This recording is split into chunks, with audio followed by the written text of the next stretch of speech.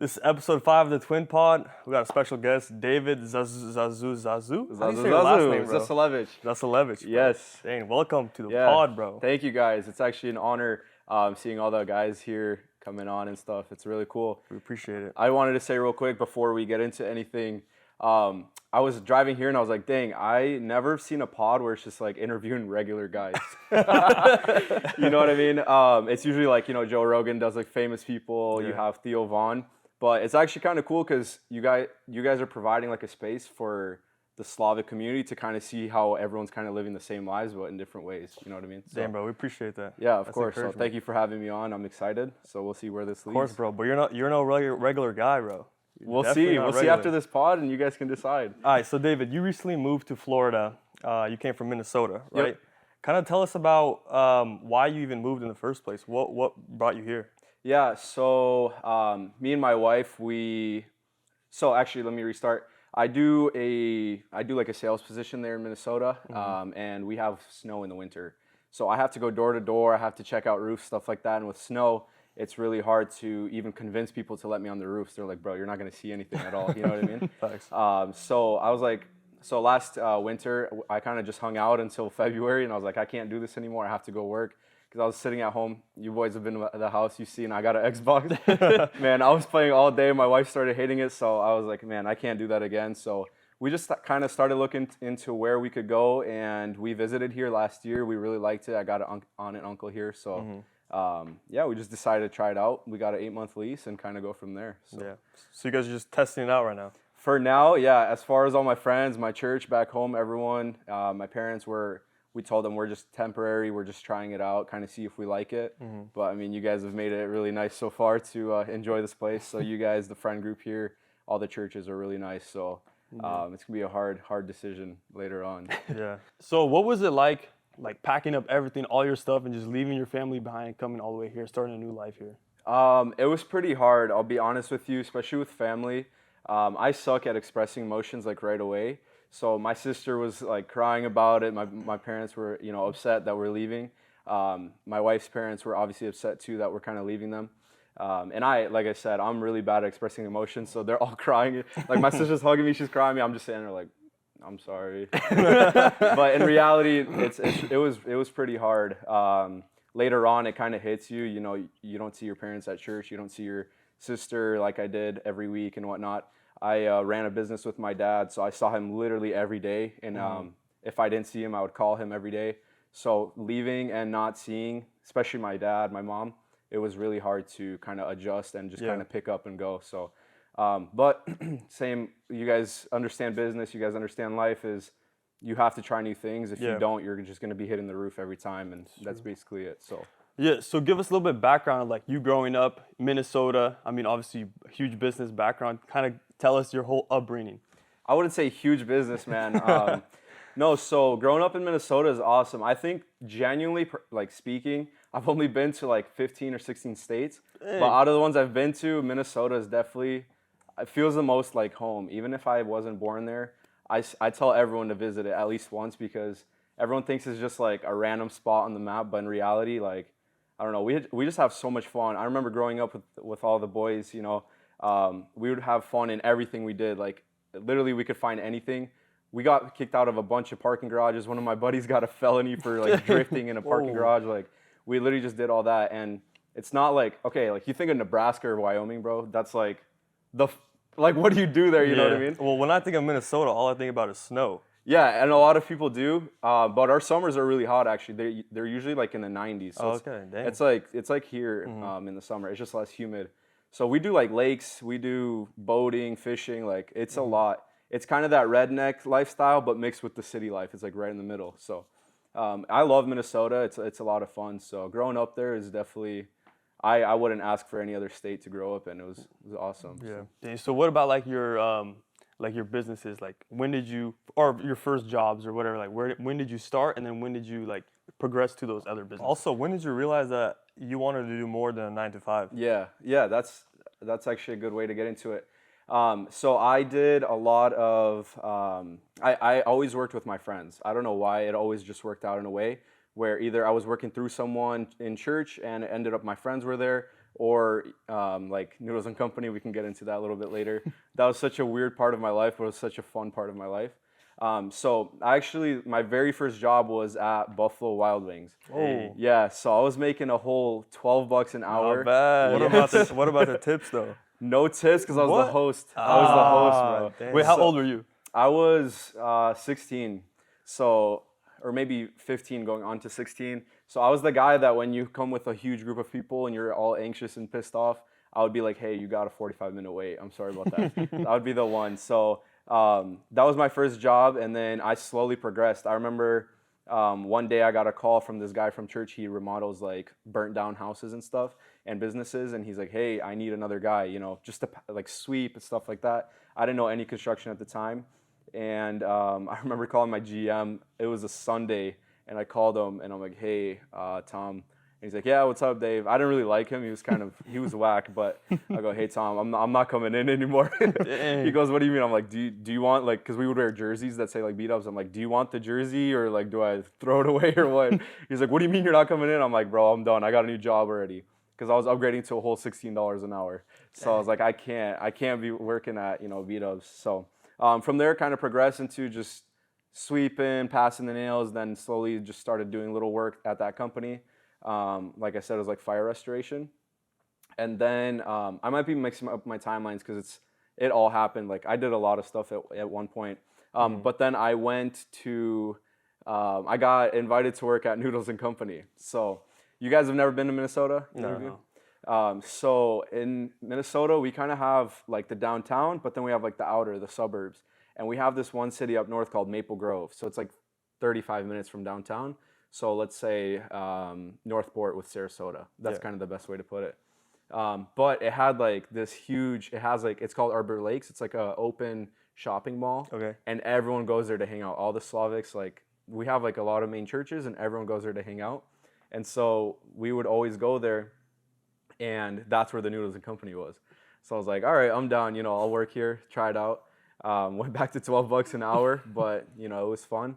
And they're like, second or third day I was there, they were in need of people, and she goes, hey, we're doing referral bonuses.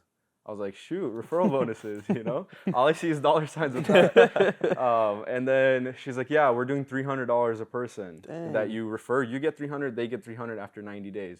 Oh, wow. So I go in the group chat, bro. Yo, who wants to work at, you know, Noodles and Company? I think we were still 16 at this time, and all like literally, I'll name them off, bro. I had me, then there was Alex, Roman, Dan. Roman, Dan are twins. These are three boys that I literally grew up with. Then there was, these are all people I referred and got hired. Then there was Julie. Then there was Uliana. And I'm missing one more, but there was 6 of us, I believe. 7 of us, including the 6 people.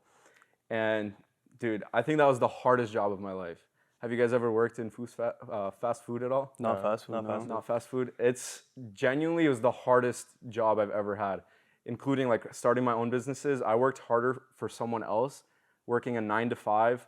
It was like 8 to 8 basically, because I would like open, I would close. Yeah. I worked so hard, and I was always so tired at the end of the day compared to even starting my own businesses. So it's kind of weird, but with the boys there and, you know, like that, the friend atmosphere, we made it work so well. Yeah. We got to a point, I'm a babble about Noodles and Company, bro. We got to a point where Saturday mornings, the managers wouldn't even show up because it would be me, Dan, Roman opening, and then Alex would show up. And it was us 4. We ran the whole kitchen. We ran the whole cleaning, everything. We ran the front, everything, bro. And it got to a point, I don't know if you guys have ever experienced this. You guys are twin brothers, you probably have, but where you see each other too much. Yeah. And you kind of just start to get on each other's nerves. You start to piss each other off over little things. It got to a point, we would go into the fridge, because it's the huge commercial fridges, and we would just set up a camera, we just slap box. No way. Just punch each other, hit each other for like 30 seconds to a minute, just straight on going ham. At the end of it, hug it out. Back to work, you know what I mean? Back in the kitchen. It worked though. Y'all come out all red and everything. Imagine you're a customer, you come up, I got like a slap face. Yeah, my manager's really nice. That's crazy. My manager loves me, man. So yeah, that was Noodles and Company. It was kind of like a turning point for me, because I was like, I don't know if I ever want to do a 9 to 5 again. Yeah. I don't know if I ever want to work this hard again for someone else. You know what I mean? So after Noodles and Company is where it kind of started picking up. 16 or like 17 to 18, I don't really remember that part because I was either hanging out with my now wife or I was kind of just messing around with the boys or working. So that year of my life was kind of just weird because I kind of didn't have time for anything but hanging out and work. So and then 18, I picked up, man. Yeah, I started trying to get a business. That kind of started going from there. So yeah. What business was this? So again, it probably won't be in order, but my dad freshly moved into a shop to do body work. He's been doing body work since back in Russia, and he finally, pulled the trigger to find a shop. Yeah. But it was kind of just word of mouth. You guys were talking about how your mom had the wedding business. Yeah. So, and you were saying it was mostly like people telling about her. Referrals. People. Yeah, referrals, word of mouth type of stuff. So that's kind of how it was, and it wasn't going anywhere. He was doing too cheap for the amount of time he was putting into it. He's a perfectionist, so he needs it done perfectly his way. He'll spend extra time if he needs to, stuff like that. And you guys know Slavics, man, we always want it the cheapest and the best, and it better be, otherwise, So I started seeing that, and I was like, dude, there's no money to be made for him right now because he's just doing it for cheap and spending too much time. So we opened up like Google Business, like all of that stuff, and started getting him on the map, started getting reviews, stuff like that, and eventually started expanding into insurance work, fleet work. So I just cold called dealers all day, be like, hey, you buy from auctions, my dad or our shop, we can repair it, stuff like that, and just cold calling businesses probably for a month straight until two businesses signed with us, and we just did all their fleet work. So then, so that business, we had a 4,800 square foot warehouse. So that's about enough for 15 to 20 cars plus an 800 square foot office. And we had that huge office that my dad wasn't using. He just went in there to have tea, lunch, talk on the phone, and go back in. And I wasn't really sitting there all day. I was kind of in school, and then meeting him there, stuff like that afterwards. So I was like, dude, we have this huge office. What are we doing? Why don't we use it? And he agreed with me. So we went to the state. We're like, hey, how can we get a dealer's license onto here? So we got a dealership license. We got it inspected. Everything had passed. And then we just got the license and started selling cars as well. That was kind of the side hustle for him, I would say. Me and him we started it. I did all the paperwork, he's an immigrant, so he didn't have the English that, most people do. Yeah. Or like myself, I'm fluent in both, so when I talk, I might have a slight little accent, but his is like, people, it's hard for him to do business, in English at least. So I kind of just try to set up all the listings. I try to set up all the clientele, stuff like that. On the business side of things, I would get the state on the line, get everything, kind of the papers, everything done how I need to. And then, so yeah, like I said, it was kind of the side business. We were selling maybe 3-4 cars a month. It wasn't that much, but it was kind of just, we were putting the office to use and stuff like that. So from there, I was kind of tired of that. I personally, now I hate cars. I think that cars is the worst business to get into if you're not going to be working on them yourself, or if you can't find someone like for a good price that can work on them. Yeah. If you're buying cars off Facebook and like repairing them and flipping them, it can probably work out. It might be good, but there's always a roof because you're not going to throw like 1,000, you're not going to make 10,000 on a car like that. Yeah. The best way would be like, like typical Slavics buying off Copart, fixing them, making 5,000 to 10,000 on that because you repaired the car and sold it. Is that what your dad was doing before you joined? Yeah, so that's what he was doing. He would buy cars and fix them and sell them on, whatever, on Facebook. Otherwise, he would just have Slavics come in that he would repair for out of his garage at home. Wow. So then once you joined, you were able to basically scale the business for him, kind of taking the parts that he didn't understand. You were able to scale that into, you were doing fleets for companies and fixing all that stuff. Yep. So, yeah, I basically scaled it, but not to like a point where he was just fully successful. It was still developing because that was like just the beginning year and whatnot from there. Wow. So, yeah. We were talking yesterday. You were saying how, I believe at 19 or 18, you were already managing 3 businesses. Yeah. How is that even possible? And getting married at 19. And getting married. Yeah. So there's a lot going on at 18, bro. Dude, I look back and I don't know how. My wife, she's telling me that even at like 19, she started noticing like gray hairs in my hair and stuff. And I don't know if that's from stress-related issues or not, but basically, yeah. So I had those two businesses, and then again, I was like, we have all this parking space that we're not using. We have all this. And one time I went to a neighboring body shop and I saw a bunch of U-Haul trucks there. And I go, hey, did you guys sign a contract that you're like repairing all their vehicles? And they're like, no, we actually are a location. Like we're a little neighborhood dealer, whatever, franchise. Wow. I'm like, oh, so how do you get into that? And she kind of told me, she gave me all the numbers to call. And I called them and I set it up. So we technically opened a U-Haul franchise. U-Haul calls it your local neighborhood dealer instead of like a franchise, but it's a franchise. So started that. That was at 18 as well. So these were the three businesses I was running at the time. By running, I mean my dad had Z Auto Body, which is the body shop, and Prime Auto Sales, which is the dealership, under his name, and then U-Haul was already under my name. But I was running all three of them, phone calls, paperwork, stuff like that. That's crazy, bro. How did you have time to hang out with friends or anything like that? I don't know, but I somehow, I kind of, it was a weird thing because it was kind of, you wake up at 8, you have phone calls from 9 to 12, like nonstop. Then it kind of slows down. Then by 4 o'clock, you're done getting phone calls and you're kind of just chilling. So that's kind of how it was. Plus, I wish I did, but I didn't scale the businesses to as much as I could. I was kind of like, okay, these are not for me. These businesses are more for my dad. It was a little bit selfish at the time because I could have scaled it. But also with my dad having like like he was limited to how much work he could do, how many cars we could sell, stuff like that. So it was a little bit of weird timing for me. So it wasn't where it was like killing me, like the amount of stress and the amount of work, but it was to a point where I was kind of only hanging out weekends or later at night. How did you get the understanding of how to scale them, who to call, stuff like that, how to set these businesses up? Was this something that you searched up, or did someone teach you? How did this? No, so I actually leaving to here, I handed it off to my sister. I handed the body shop, the dealership, and the franchise off to her to run. And I trained her in everything and how to do it. And then anything that I've never seen, she'll call me and be like, hey, how do you do this? Because she doesn't know it either. And I go, I don't know, can you try to figure it out? And she's like, well, I can, but I thought maybe you could. And I'm like, that's how I learned.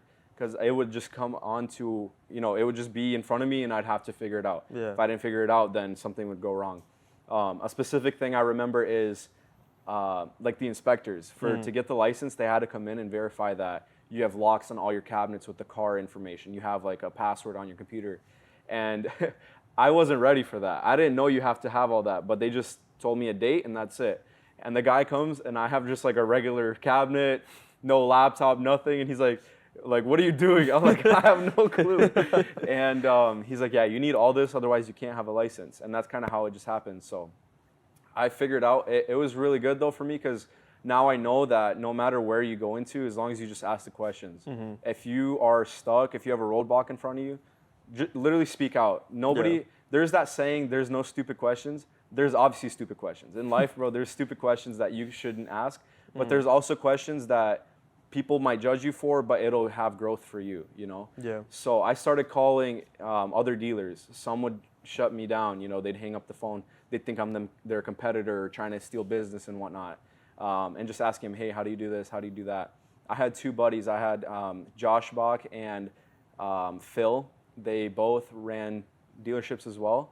And anytime I had any title issues or questions, call them up, ask them, and vice versa. Same with them calling me about that. So that's kind of that portion of it. Like the dealership and the body shop, that's how I did it. But with like the U-Haul, obviously they have their whole like service center. So any issues, like let's say you're a mad customer, come. I had people come cussing me out, calling me scammers because U-Haul keeps they don't have money in their account. U-Haul keeps trying to take out the portion that they need. They don't have money, so they just keep getting drawback fees and stuff. Dang. And people come into our office and start cussing me out, and I'm like, dude, here's the number, call them. I'm just a franchise, you know what I mean? So that was nice for that portion, but yeah, it was basically. I feel like it's an issue with this generation where certain things where they can't figure it out, they just give up, Yeah. It's like they don't take the time to, if they come to a roadblock, if they come to a problem, they don't look for a solution. They think, all right, this is it, I can't do it, that's it. Like, hands off, I would say for sure, even for me though, I have times where I give up. I'll be honest, like When we first moved here, I was trying to start a company, and I kind of just gave up. I was like, dude, there's so many other people doing this.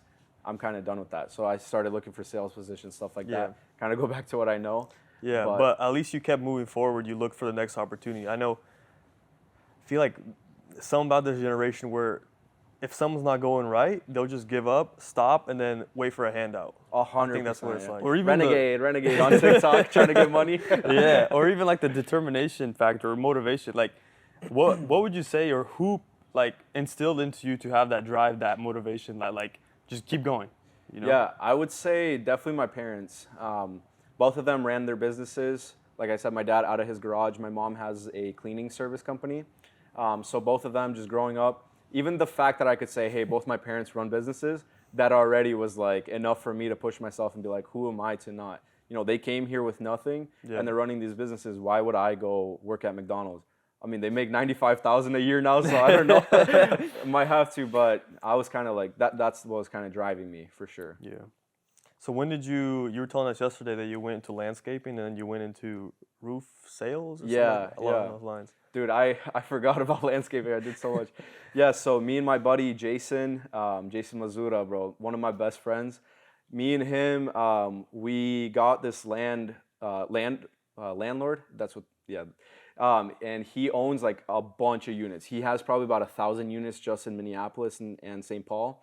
And we would need to go out there, cut them, you know, trim bushes, like make sure they look nice for renters. And so we would just run, you know, like I said, we were running like every day, 10 hours, 8 to 12 hours a day. I lost like almost 60 pounds in that whole time because I wouldn't even eat for like 2-3 days in a row just because we were just so into the role of working. Hustling. Yeah, I don't know if you guys have ever been in that kind of role where you're just like, not for that long. That's not healthy. Long, bro. It's not healthy, 24 bro. hours. But, you know, at the time it was really good money, and I really enjoyed it. It was definitely another stepping block for my for my personality, especially because doing work with your hands is hard. I mean, so then I got into roofing, and you know that's a sales position. So right away it changes your whole life on that. So. Yeah, that's crazy, bro. Like, you look back at your life, by the time you're 19, you've done more than most people have done by the time they're 50, you know? Yeah. Which is insane. I mean, it's good and it's bad because if you look at it in a way, dang, this kid's 19, he's already done whatever, all this, like that's good. But in the bad way too, because it's like, dang, this kid can't even keep one thing going for that long, you know what I mean? He's out here just getting bored and trying something new, But I think if you take in everything that you do and you grow with it, it's a lot better than if you're just job hopping and paycheck to paycheck, stuff like that, you know what I mean? So yeah, and you were saying yesterday that door-to-door sales was like your big breakthrough in a way, you know? Yeah. How did you get into that? Where did the idea come from? Yeah, so I was working one day and this guy comes to consign a car. So he gives us the car, we sell it for him. And he was like, yo, you're like a pretty decent sales guy. Why are you doing cars? I was like, oh, I'm just helping my dad out, whatever. He goes, come work for me. Like, I do roofing. I can help you out. Like, you can do sales, whatever. This guy, I don't know if he was scamming me, bro. I don't know. Maybe that's just their practice. Bro was underpaying me a lot. I was one of their best sales guys, and I was there for 1 month. They didn't train me well. They didn't really train me at all. The only training I really got from them was just sitting in an office, and I just learned. The guy that was training me, I'm not gonna name drop like some people, but the guy that was training me, he was good. Like I really liked. I still am buddies with him today, and I really liked how he's training me. But it wasn't professional, you know, to where they were like putting me out and letting me go door to door and whatnot. So then another guy found out that I was working for this company. The reason he found out is because I trained one of his guys. So I was working for another company and I trained one of this guy's sales guys. Dang. And that sales guy went to him and he's like, yo, you should hire this guy, which is me. And Roman from another company, he calls me. I'll just start using names, that way it's easier. Roman calls me and he goes, hey, you're getting underpaid, come work here, you know, I'll make it easier for you. I didn't believe him. I'm like, no, I'm good. I was new to the business. I thought I was getting paid well. And I was like, I'm good. Like, I'm fine here. I'm comfortable. And he was persistent. He kept calling me every day. He's like, dude, come work here. Try it out. If you hate it, whatever, go back. So I tried it out and definitely, thank God I did, because I started getting paid what I should have been paid. And it definitely boosted my career. The Roman, he's like the GM of the company. He trained me. He went door to door with me. He actually, taught me what I know, plus other certifications I had to get from like online. So the reason I'd say that boosted my, like that's where I kind of stepped up in life, was because door to door is it's really negative. With car sales, you were in the you were in the business for selling parts. Yeah. And then I remember your guys' first pod, you were talking about how the switches from selling parts to Services. to services and cold calling, stuff like that. You understand. So you're going from something where someone wants something that you have versus them being the ones that have something that you want. You know what I mean? If that makes sense. Yeah, people would come into the dealership and they're already ready to buy. They're already gonna buy. Whereas now you're going out there and you're trying to get them to buy. It's a whole different game. And especially with roofing, it was hard because the people didn't even know that they needed that. You know what I mean? So that's kind of where I stepped and it's a up lot more expensive in a way too. A lot. Yeah. So we mainly did like insurance work. So all I had to do is convince them to sign with our company to be like their contractor throughout the insurance process. The hurricanes here, a lot of people are familiar with that, but there we have hail, so it damages people's roofs and stuff like that. And it's still a sales job because you have to convince them that they have damage. You have to convince them that that damage matters, and you have to convince them to work with me, your contractor, versus all these hundreds of other contractors. So it wasn't there was times where people were writing checks for large amounts of money to actually get the work done, but otherwise it was mainly like work from insurance. You just got to prove to them that you're not the scammer that everyone thinks you are. So what was your what's your best sales pitch when you come up to a door? Dang. It's so hard when you're with buddies and whatnot, but what I like is being genuine. I think genuine sales guys make it farther than Andy Elliott type dudes. But I mean, no hate to Andy Elliott. Before my interview, I just had an interview a couple of days ago. I was sitting there watching him, bro. I was like, how do I talk to these managers, But I think being genuine is definitely the number one thing. I learned from Adam Benson. It's a huge like roofing guru, and he's very genuine. He says not to lie about things. He says to be like truthful in front of homeowners. So being Christ-based in my life, I was like, dude, I have to be genuine. You can't be a sales guy and lying and tricking people and then calling yourself a Christian just because you go to church on Sunday. Yeah. So that's where I kind of saw myself being more of a genuine sales guy instead of being, a pushy, hurry up and sign this contract type of sales guy. Yeah. Yeah, so did you end up liking it or hating it? Like, what was your relationship with door to door? Dude, honestly, I loved it. I'll tell you guys, whoever's watching, if you are between 18 and 25, even if you're in your even in your 50s, if you are struggling to find a job right now, or if you need something that is good money, do door to door sales, anything, pest control, anything, dude. Yeah, there's even guys that sell like trash bins. Really? And they go door to door. Yeah, I just found that out. But it's definitely, I love it. It changed who I am. It changed my ego. It made me humble. It was sometimes an ego booster, but it's mainly humbleness because I'm going door to door, man. And I'll tell some stories. I would go to a door and I'm knocking on the door.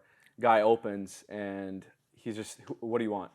I'm like, hey, my name is Dave. I'm here with Midwest Construction. That was the last company I was working with, and by far my favorite company I worked for.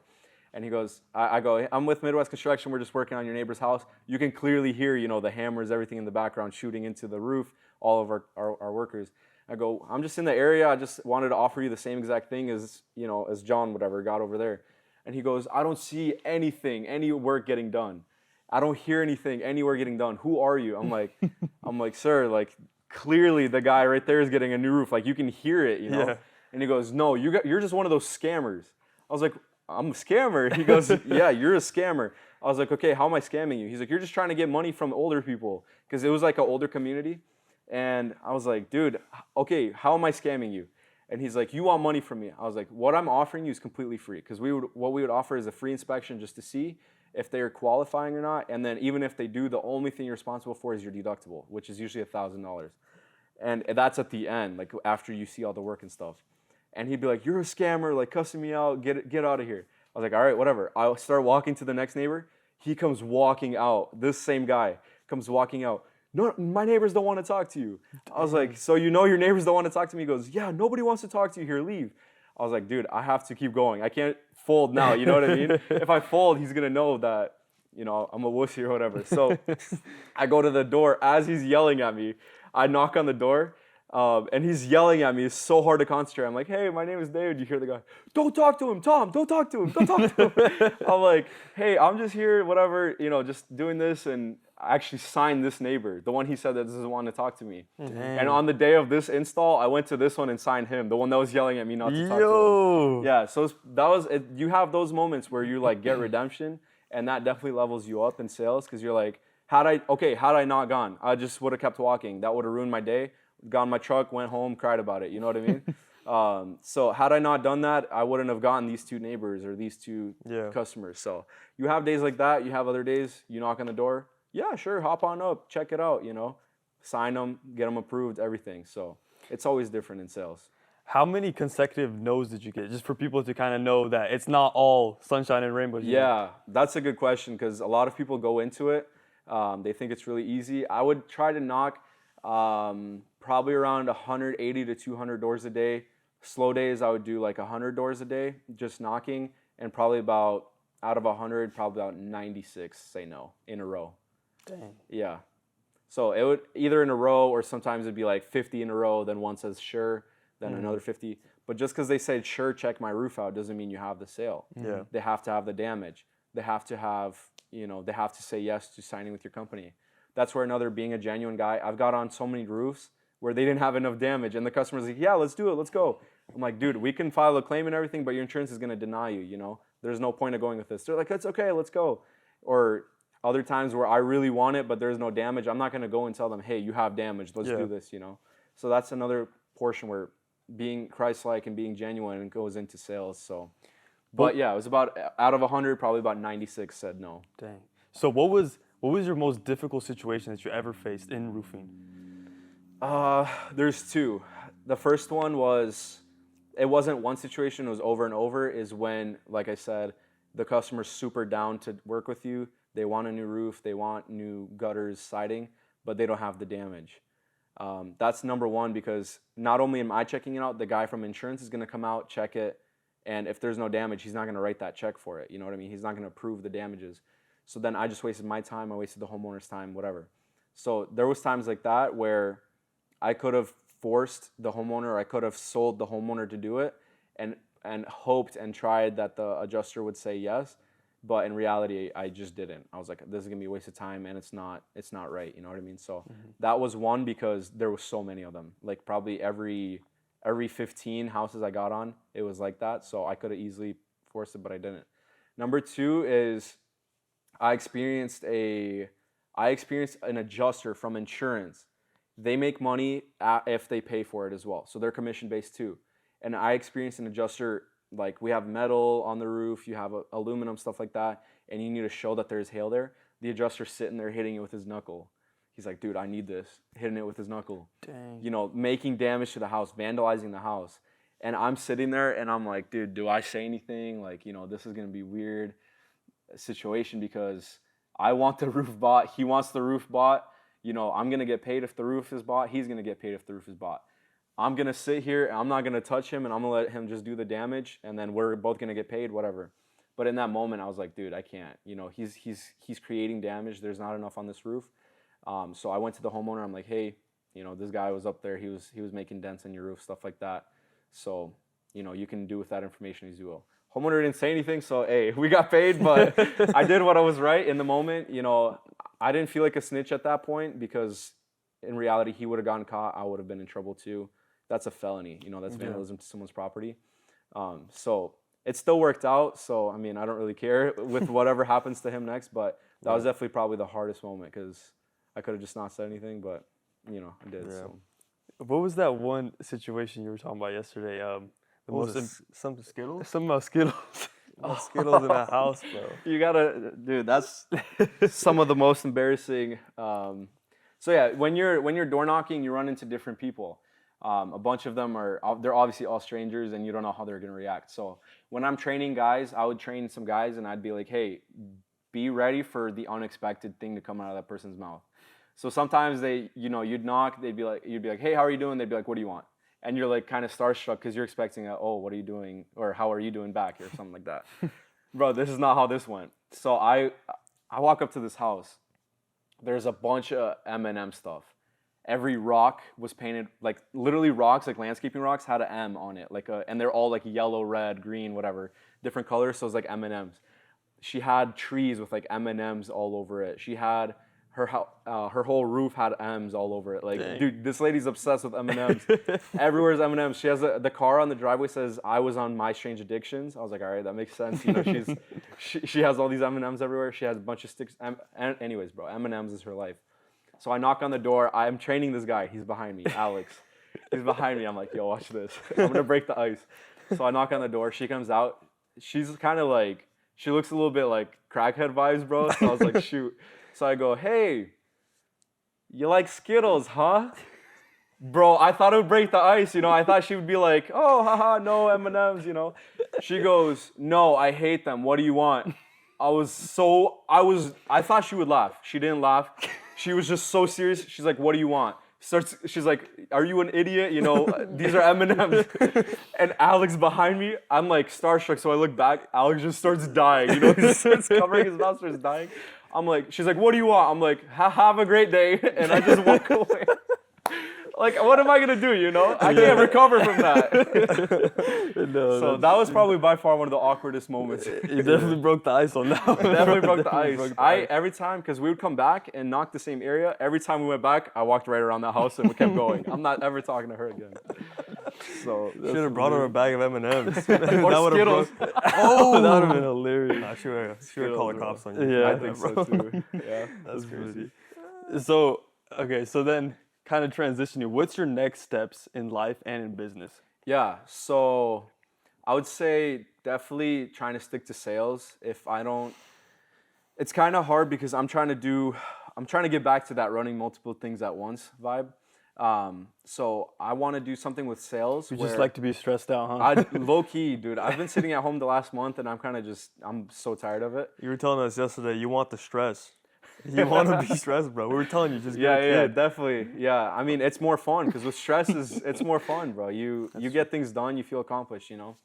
I would say in an ideal world, like where I could be right now, would be to get a sales position at like a window company or something that provides leads for you. Okay. Something where I don't have to go door to door or, you know, find my own canvas my own leads, stuff like that. Window companies is a perfect example. They always have people calling in, getting new windows, whatever.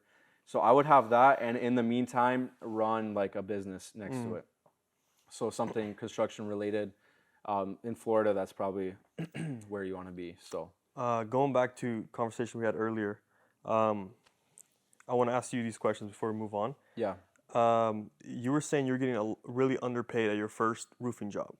Can you tell us numbers compared to like what you were supposed to be paid, or? Yeah, I mean, basically, so on average, you start at 10% of what the contract price is. That's like most sales guys that need training. 8% to 10% if you need training, stuff like that. Mm-hmm. So I should have been probably around 8 to 10%. Let's stick to 10 because it's easier for numbers.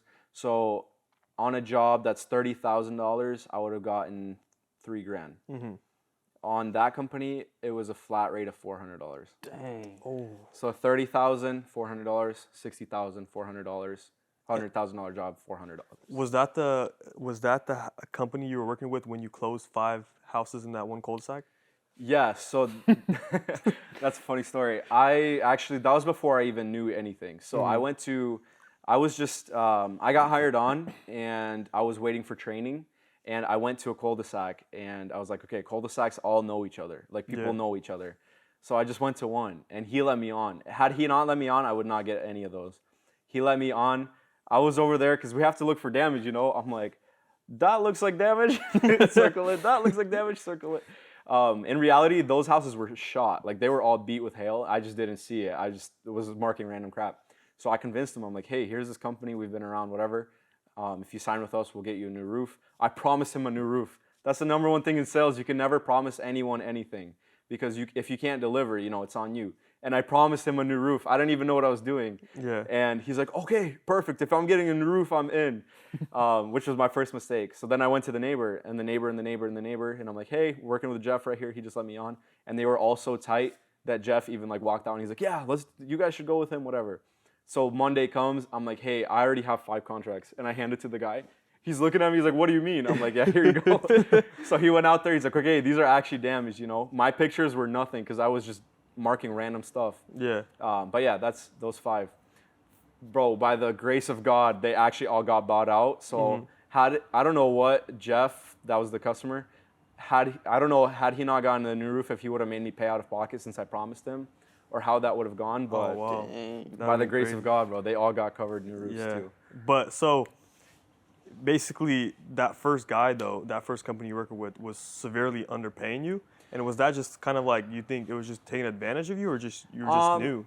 I don't want to blame them. I forgave them. I'm not holding a grudge against them. I think they just knew that I didn't know anything. Yeah. So that's why they paid me that. And they were in the works of training me because like I said, I was there for 1 month. So that whole month they were like training me. So I'm gonna believe that they were just paying me because I was new. That much.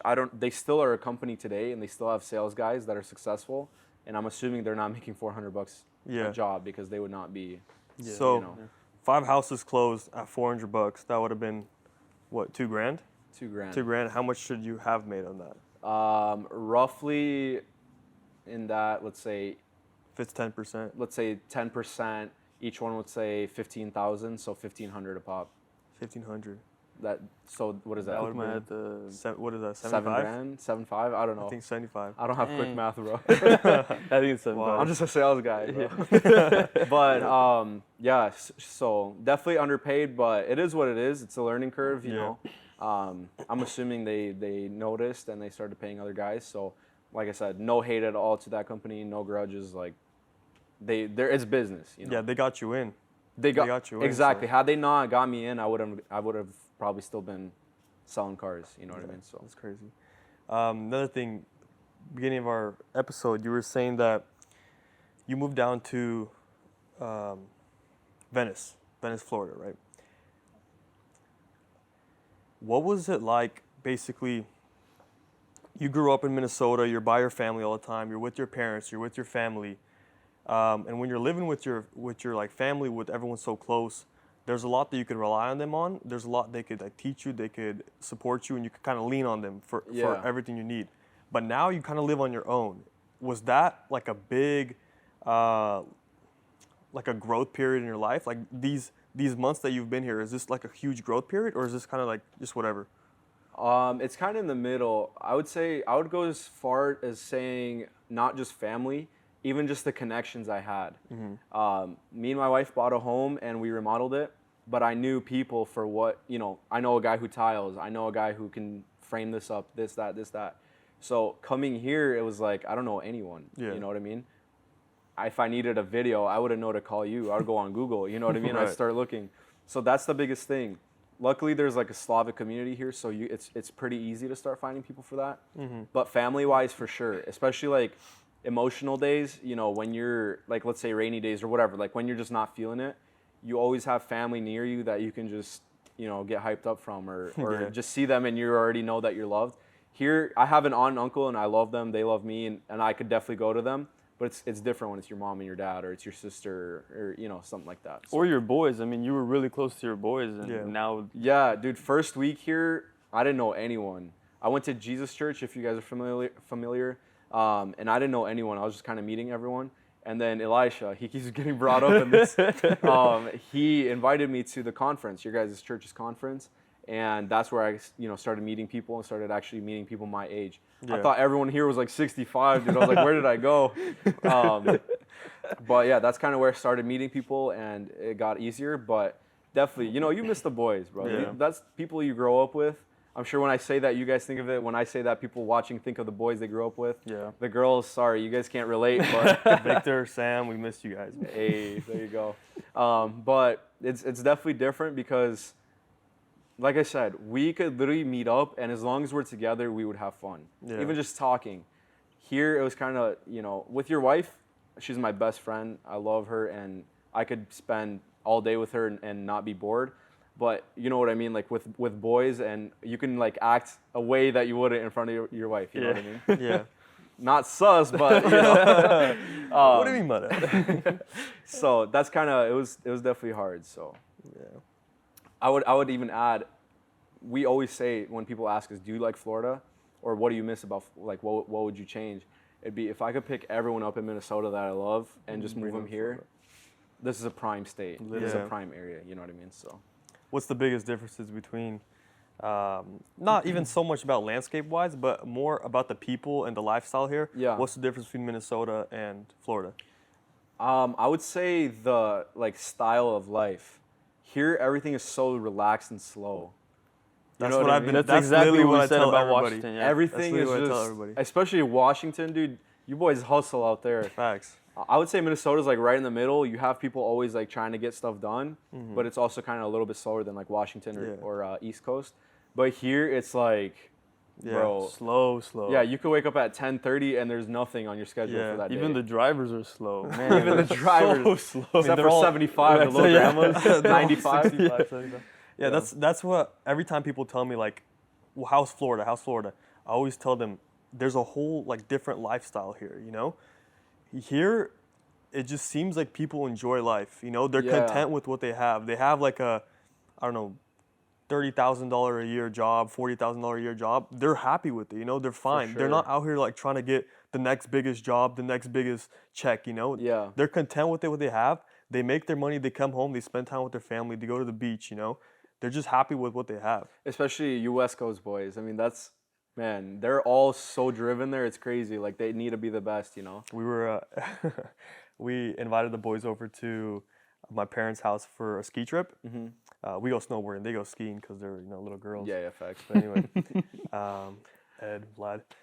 Anyway, but so they were down there, and we basically had like our Washington boys come over, and then we had the Florida boys there too. And they're basically, the Florida boys are saying like, oh yeah, like I gotta go to work, blah blah blah. Like I gotta wake up at like 10 a.m., 9 a.m. You know. And the Washington boys are just sitting there looking at each other like, they're all here waking up 5 a.m., 4 a.m., you know, 4:30, hustling the whole day. Them boys, yeah. Me and Vlad actually have a joke.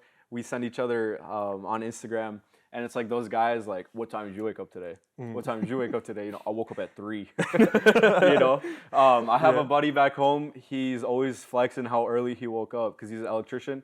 He's like, yeah, I had to be on the job at 4. I'm like, my bad that I chose the right career. You know? That's I can true, sleep bro. until 10. That's true. So, but if you're getting stuff done, you know, then why not? Yeah. But Maybe definitely slower lifestyle. Maybe the here. Florida boys got it down then. Maybe. So on last week's podcast, we were talking about how like we got married young, and we thought we got married young, Yeah. but then we met you, and you got married at 19, which is like crazy. So just Yeah, how was that I whole don't think experience? the American brain could comprehend that. Yes. Slavic brain, maybe. You know, Yeah. Russian, Ukrainian, they all get married young. But you got married at what, 18, 19? 19. Yep. So I turned 19 in February, got married in September of 2021. Yeah, it was a little bit a different situation for me and Milana. It was I met her at 17 and we started dating right away. Like, I've known her for a month and we were already dating. So I work quick. Dang. But we Speedrun. speed run. We dated for 2 years, and it was kind of to a point where I already had a stable job. I knew that I could, you know, move it forward Yeah. to a point where I wouldn't be struggling.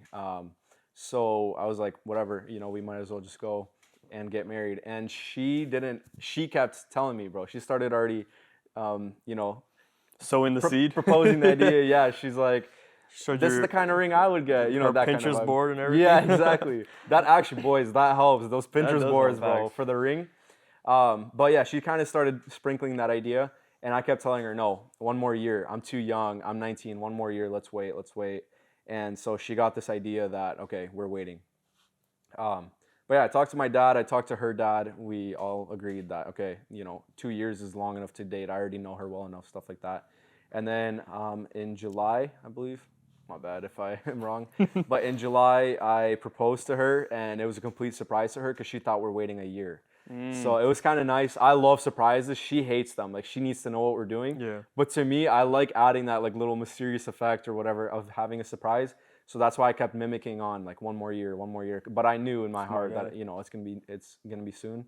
And so yeah, she just came back from Florida, and I proposed to her, and then we were engaged for 3 months, 3.5 months, and then we got married. So, was there a time where someone else was like pushing you? Because I remember when I was getting ready to propose to my wife, I was like, man, maybe I am too young. You know, it's always those thoughts like, man, I still have like, I could still wait it out a couple of years. Yeah, you know? yeah. But then I had this realization, like maybe I should. And then I started down at it again. And my sister, my oldest sister, shout out Elena, she like sat me down. She's like, all right, do you love this girl? And I'm like, yeah. She's like, do you see yourself spending the rest of your life with this girl? I'm like, yeah. She's like, all right, then what are you waiting for? Like, just go. Yeah, exactly. You know? And I'm like, that's a good point. So I did. Right. Like, do you think that your mind's gonna change in the next year or so? You know. Yeah. Literally. And if it does, then you're probably not ready to marry anyways. That's you true. know? So was there anyone that like kind of pushed you a little bit more than I know Milana was sowing the seed, but was there anyone else like, yeah, just go for it? I'd say everyone was kind of like, yo, I mean, if you're ready, do it. There wasn't really anyone that other than like some Americans I talked to. We don't say that in a bad way. We're just saying like in our culture, it's a little bit, you know, a lot different. it's more normal to get married younger. There was like really no one that was pushing me, you know, hey, you should. But there was also no one that was like, no, you shouldn't. So it was more of I talked to my dad, her dad, and we were kind of like, okay, yeah, you know, it's probably a good time. Yeah. So yeah. How'd you propose? Dude, it was pretty funny. So I was doing the roofing at the time, and I go to this fat house, bro, nice house, and it was on a lake, and I'm like, dude, that would be nice to, like, I could pretend like we're just viewing the house, and then I propose in the backyard, because he had like a nice view and everything. So I go to him, and he's like, yeah, for sure, you can do it, like, you know, you can propose in the backyard, and I'm like, all right, bet. So I start planning it with my sister, Val. She helped me with everything, and we start planning it, and he calls me, he goes, hey, my wife said no because it's a liability. If you like fall and break your back, whatever, it's on us. What? I was like, dude, what? We already had everything set up and everything. So then I started looking again, and my sister Val lived on a lake at the time, and across the lake there was this like really beautiful house with like a garden, like the willow trees, like it was really nice. And it was an older couple that lived there, and she's like, let me just go talk to them and see if we can maybe use their backyard. And so we go there, and I like knock on the door, and I'm used to knocking on doors, you know. He said, you want a roof? I offered it to her for free too. I was like, I could do your roof for this. And so I knock on the door, and she opens. I'm like, hey, I have a really weird request for you. And she goes, yeah, what's up? I'm like, could I use your backyard to propose?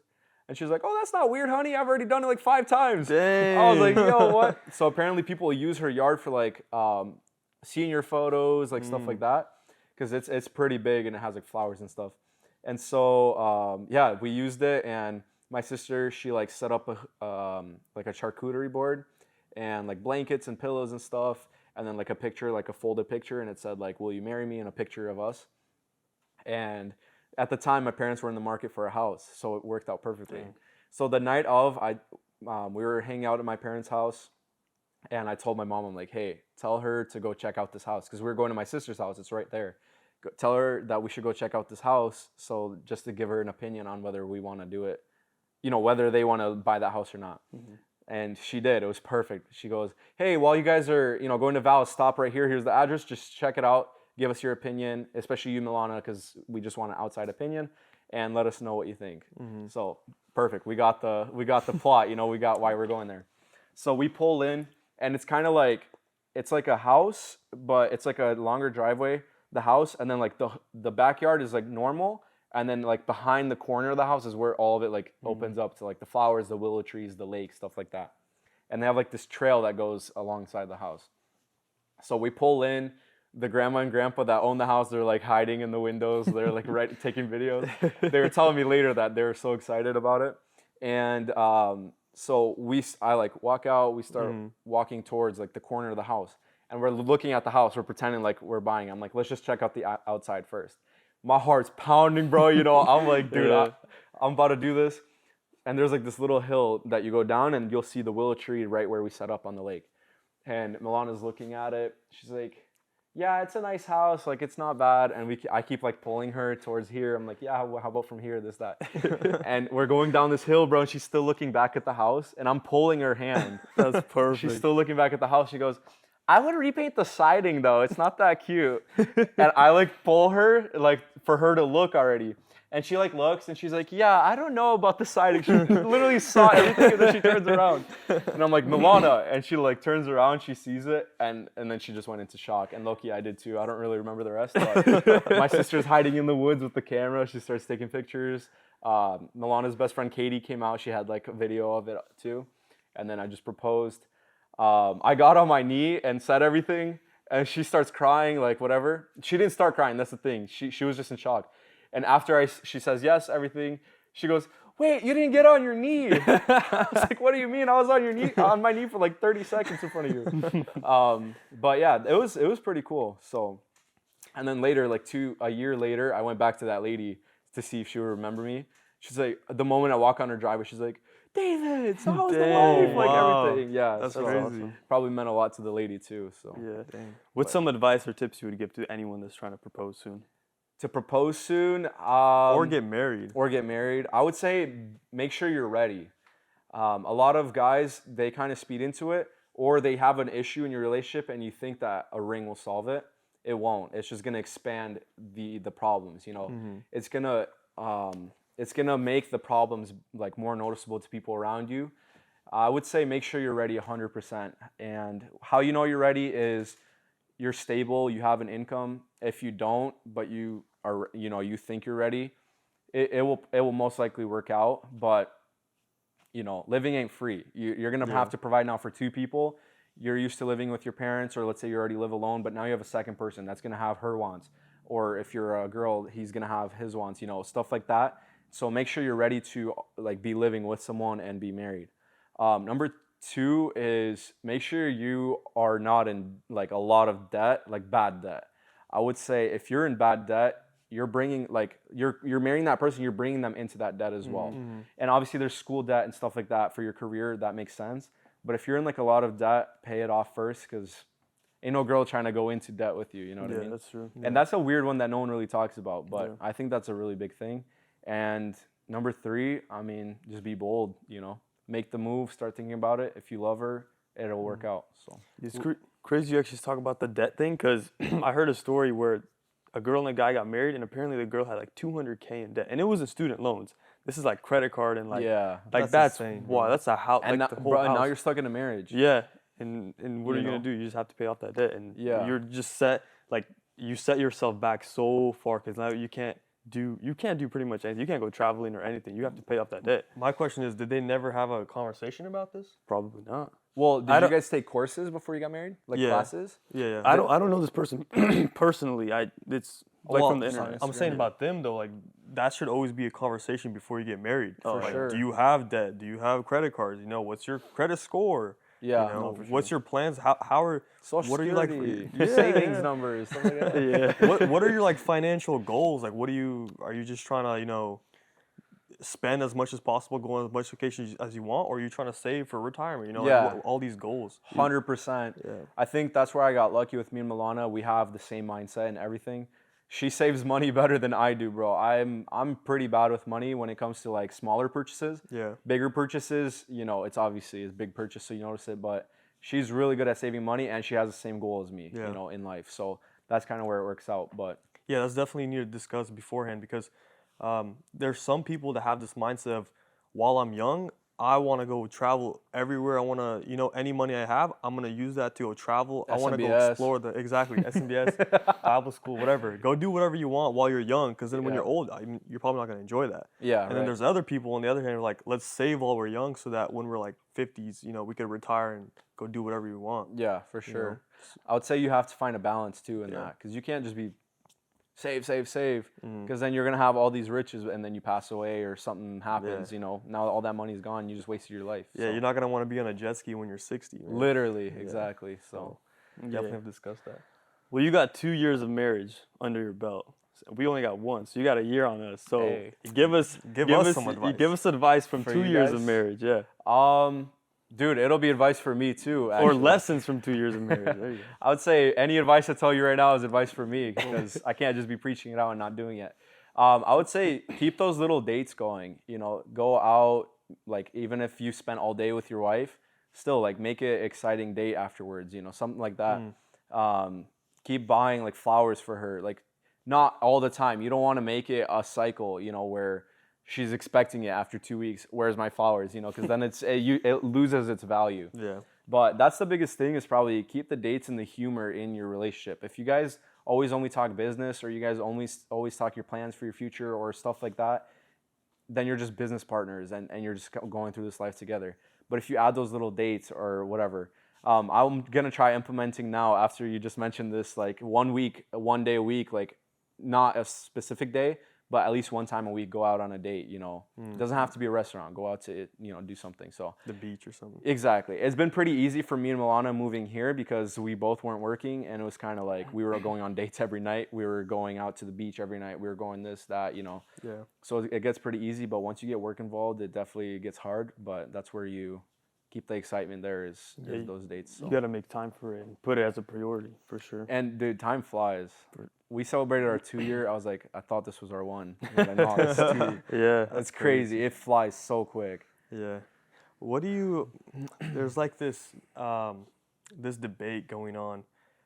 Pretty sure in the Slavic circle, because Americans, when they get married, they wait a long time to get married. So I know in the Slavic circle, there's a lot of these mindsets where it's like, I need to be ready to be married. And when I say ready, I mean like I gotta have a house, I gotta have a car, I gotta be making $100K a year. You know, like all these like checklists that people make before I get married. What's your thought process on that? On that, I mean, it's different per person. If you're the type of person that needs to have everything in order before you go to school or have everything in order before, you know, whatever, then and have that same mindset about marriage, then have it, because you're going to be overstressing yourself that you don't have it. You're going to think your significant other is thinking the same of you, like, oh, he doesn't even have a house yet, this, that, this. But if you're the type of, like, just a regular person that is just working as hard as you can and you just aren't getting to those goals, but if you have love, you know, between you guys and you are ready, what's the point of waiting? Why don't you just achieve those goals together? That's a good point. You know, that's kind of what my view on it. So All right, another thing that's super important in like business and in life is discipline. And I know we have one friend, Seba, Shout out Seba. Realtor Seba. He put a lot of people on this because of just the changes that he's gone through. 75 hard. It's really hard, and it like builds discipline like crazy. Yeah. wait, what was your rule for yours? Mine, we can't eat after 8. After 8, Yeah. so that's 75 easy. No. 75 hard, soft, bro. When you constantly eat at 11, it's pretty hard. Did you finish the gallons of water yesterday? Yesterday, I did. There you go. But You I'm don't gotta only restart. on like 6 cups today. But I know you guys had a bet yesterday. So basically, me and Dave. Actually, I brought it bro. in. So Dave, you started 75 hard, And then I quit. and you lasted 3 days, yeah, I 3 guess days. 2.5. and you're on day. Monday 4. Okay, and I've never done it in my life, but Yeah. I've heard it's So pretty hard. so we need some accountability, is what you're saying. I think so too. Dang. So I told Dave, him, hey, on the podcast, if you're down, we'll shake on it that we both are gonna start 75 hard on Monday. Oh, brother. And I say Monday because we're about to go to Marco Islands, bro, on Saturday. I'm not trying to. All right, 75-day hard. What is that? That's 2 workouts a day. One has to be outside. 2 One outside. 45-minute workouts. That's pretty easy in Florida. If I was in Minnesota, I would not Yeah, be doing it especially outside. winter. It's Yeah. crazy. Bro. No, but Seba, there's videos of Seba or photos that he would post. Dude, it's pouring, drenching Yeah. rain, and he's out there with He his just has vest, to. his vest, weighted vest, and he's out there just But running. I feel like it's more of a discipline thing than Yeah, a, it's definitely than a a 100%. exercise thing. Like you said, after day 15, it's a cycle already. Yeah, it's a cycle, and you don't want to, because the whole thing about 75 hard is, say you quit or you don't accomplish something, and on day 20 you have to go back to day 1, and you don't want to go back to day 1 Yeah, because you it's just so lost hard. 20 days. So it's literally once you get to a certain like day 15 or whatever, you just want to do whatever you can to check every single box so that you could move on to the next Yeah. day. I've heard of some people that put down $1,000. Each person, like they do a group, like 3 of us or 4 of us, you know, everyone puts down $1,000. And if you mess up or if you quit, You lose your lose the $1,000, yeah. So can you say all the rules again, and then we'll decide? So 2 45-minute workouts, separate ones. Okay. One has to be outside. You have to drink a gallon of water, which David and I agree. That's the hardest part, man. I think I woke up, first day I did it, I woke up 4 times at night just to go to the bathroom. Like, it's insane, dude. Because it sucks because you're not used to drinking that much water. And then it's like 9 p.m. and you still got half a gallon to go and you're trying to gun that stuff down. Yeah. I was at your house just drinking like 6 cups of water at like 11 p.m. Zephyrillus too. Yeah, Zephyrillus too. Oh my gosh. Zephyrillus? What is it? Zephyrillus. Oh, my bad. Yeah, the worst Florida water. Bro. But so 1 gallon of water, and then it's so 2 45-minute workouts, 1 gallon of water. You have to read 10 pages of book. You have to read 10 pages of a nonfiction book. And then one of the rules that you set, yeah? You have to follow a diet, which it could be diet. any diet. Some people do keto, some people can't eat after, or they do like intermittent fasting, or it's whatever diet you want. And then you have to do a progress photo. At the end of the day, you take a photo, send it to someone as accountability. Dang, so you're gonna be sending it to me, I'll send it to you? Dang, bro. Can we take pictures? My bad. And then no alcohol. The last thing is no alcohol as well. That one should be pretty easy. Yeah, that's down. Okay, so you down or no? And how much are we putting on, or are we not putting any money? I'm okay with either.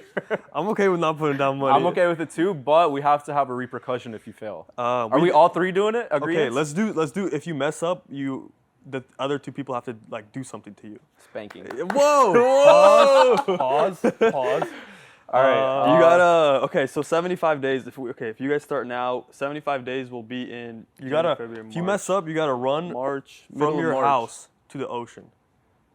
That's not hard. Fudge. That's like How far is it for him. Yeah, I'm 5 miles. I live 5 minutes, so like 3 miles. All So right. it's not that bad Let's for me. But for you, it's like 15. Pause. Let's not do that. if you fail.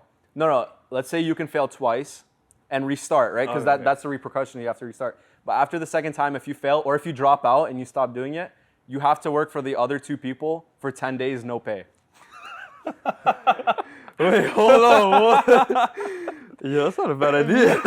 Whether it's whatever, like let's say I fail, I have to do camera or whatever I can, cold calling for you, and you do too. That's Otherwise, actually genius. That's actually so genius. I've never heard anyone There's say there's no chances. Like you mess up, you have to do it, or what? no, twice. You can mess up once. You can mess up a second time. But you have to restart those But times. if you mess up a third time, you're So 3 strikes, you're out. Yeah, 3 strikes, you're out. On the or, 3rd strike, you will have to do it for the other people. Or if you quit. Or if you're fully done, yeah.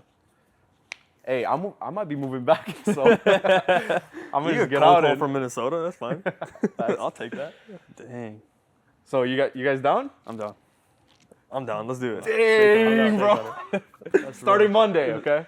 Well, I'm already days. going. I mean, yeah, you're already going. going. You got a head start. All right, we got. 75 I'll do Monday. days. Let's do Monday. All right, bet. Let's do Monday. Well, All right, that's a what's good your way to guys' end it. diets though? Diet. We'll have to research that, bro. I'm thinking off the top of my dome. I'm thinking no eating after 8 p.m. and cutting out all sugary drinks. Dude, I just realized. I would do that too. Yeah. That's It's not a bad after one. 8, bro. I only ate once today.